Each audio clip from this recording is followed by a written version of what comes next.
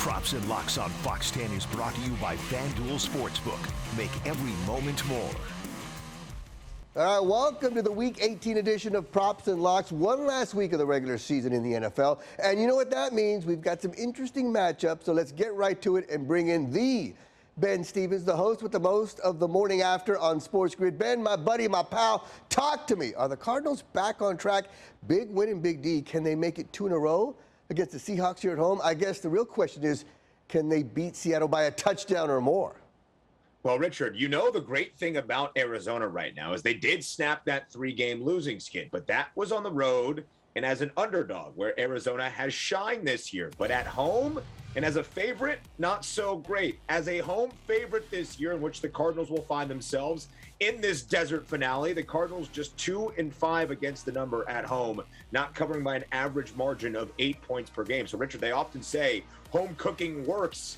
I'm not sure that's the case for the Cards, but a lot more to play for, still alive in the hunt for an NFC West divisional crown. So I don't mind this number under that key number of a touchdown.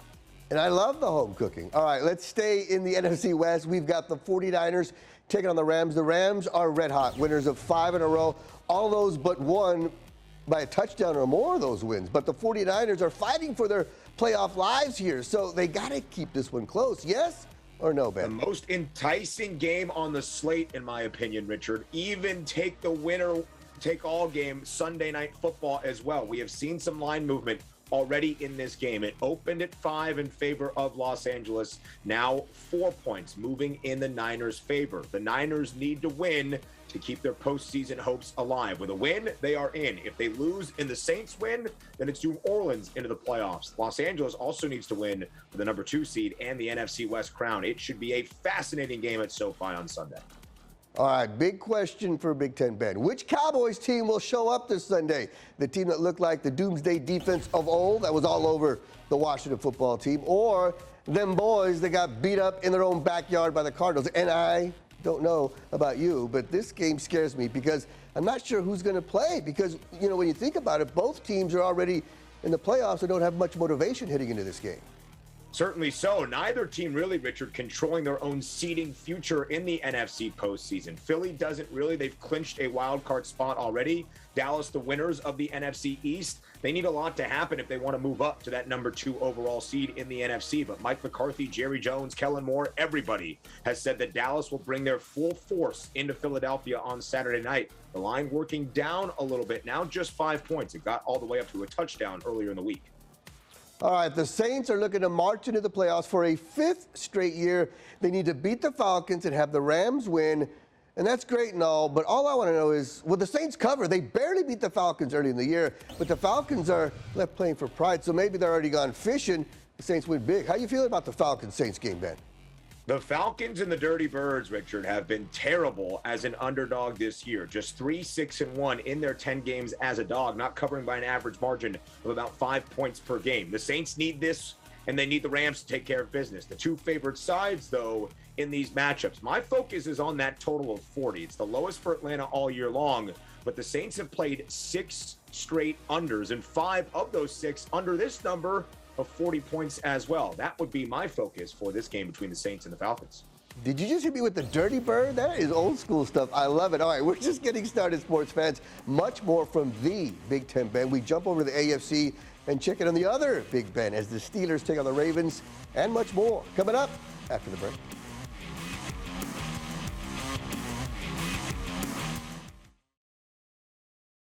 Welcome back to Props and Locks, brought to you by FanDuel Sportsbook. We are back with Props and Locks. We are talking NFL football. Plenty of playoff implications on the line this weekend, and that includes Big Ben Roethlisberger and the Steelers. So we bring in our Big Ben, Big Ten Ben. Ben, how you feel about the Steelers-Ravens game? I'm surprised the Ravens are favored by so much, but this is why we pay you the big bucks to help you understand this kind of stuff. What's going on here?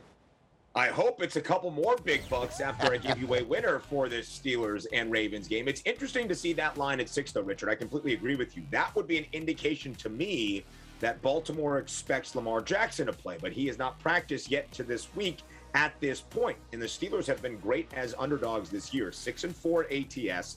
Big Ben's finale in the black and gold. And in those 6 covers as an underdog, the Steelers have won 5 of 6 outright. Meanwhile, the Ravens, as a favorite, just 3-7 against the number. So I'm not sure Pittsburgh wins outright, but I'll take the 6 points with all the uncertainty about the quarterback play for Baltimore.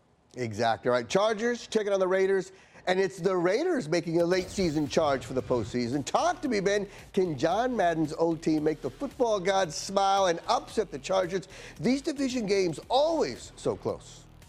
And this game, Richard, is for all the marbles. As it stands, the final game of the entire NFL regular season, Sunday night out in Vegas. And it's interesting to see this line already at 3 points in favor of the road team in Los Angeles. If the Chargers win, they're into the AFC playoffs. If the Raiders win, they're into the AFC playoffs. A winner-take-all game.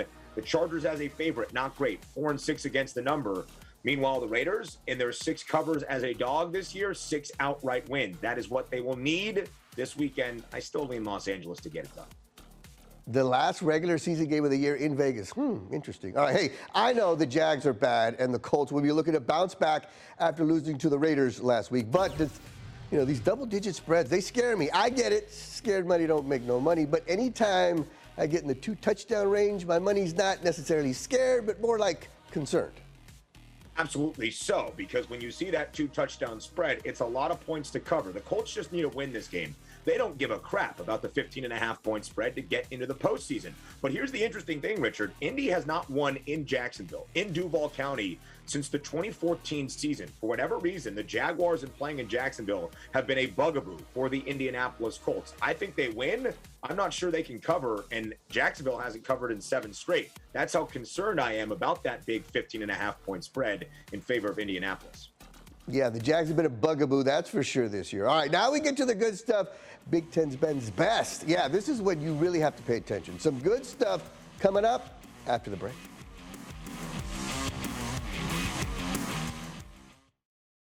Welcome back to Props and Locks, brought to you by FanDuel Sportsbook.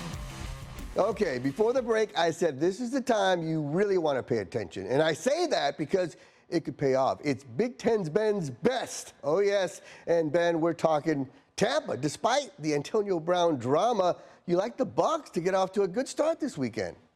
I do, and the Bucs can put a little bit of pressure on the Rams later on Sunday if they win this game and are in contention for that number 2 overall seed in the NFC. So, Richard, you're going to see a lot of big spreads this week for teams that have motivation, something at least to play for in this finale of the regular season in the NFL. So my focus is going to be on the first half. Tampa to cover a 4.5-point spread in the first half, because Carolina has lost 11 games this year and they have not covered in any of those 11 losses. The Bucs very good at home, 6-1 straight up this year, 5-2 against the number. Focus on Tampa Bay and Tom Brady in that first half, laying 4.5 points.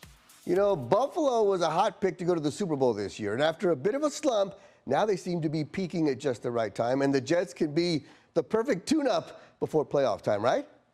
Absolutely so. And again, the focus is the first half. A big spread, a small total. I'm looking at the Bills team total in the first half of 14.5 points. New York has the worst scoring defense in the entire league, averaging nearly 30 points per game allowed to their opponents. I think Buffalo wants to get on top early, claim the AFC East division, have home field advantage for that opening game in the playoffs, and they'll unleash the gauntlet early to score at least 15 points in the first half, I hope.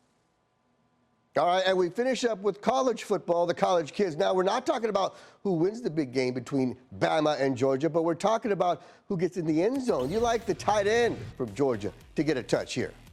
Absolutely so. A tight end out of Napa, California, a freshman in Brock Bowers. It's very hard for me, Richard, to pick who will win this game. Alabama is an underdog again. The last time they were an underdog in the SEC title game, of course, they beat Georgia outright by 17 points. So we focus on Brock Bowers, who has found the end zone 6 times in the last 4 games, has scored at least 1 touchdown in all of those last 4 contests for the Dogs. I like Brock Bowers finding the end zone 1 final time, if not more than that, in the national championship game against Alabama.